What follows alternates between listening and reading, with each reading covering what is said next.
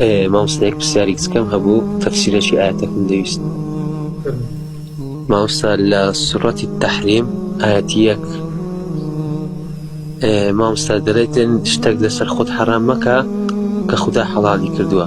لما تحرم ما أحل الله لك تبتغي مامۆستا لەوەی تێنەگەیشتم کە پێغەمبەرچی لەسەر خۆی حەرام کردووە کە خودا حەڵالی کردووە. ئەوەی کە باس دەکرێت هەنگوین بووە پێغەمبەری خوا صلی الله عليه وسلم لەبەر ئەوەی کێشە لە بینی خێزانەکانیان دروست نەبێت.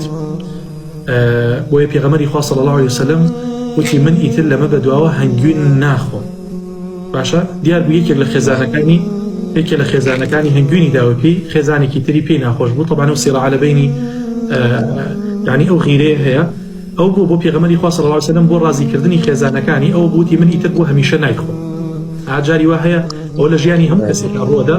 بۆیە پێغەمبەری خوا صلی الله عليه وسلم خوای گەورە ئاەتی ناردە خوارەوە یا ئەیوها النبی لما تحرم ما أحل الله لك. بۆ شتێ حەڵاڵ ئەەکەی لە حرام ئەەکەی لەسەر خۆت کە خوای گەورە بۆتی حەڵاڵ کردووە. تبتغي مرضات أزواجك تۆ ڕازیبوونی خێزانەکانت ئەوێت. بۆیە ئەوە وەکو یعنی شتێک بوو بۆ پێغەمبەری خوا صلی الله عليه وسلم بە ئاگابوونی ئەو بوو.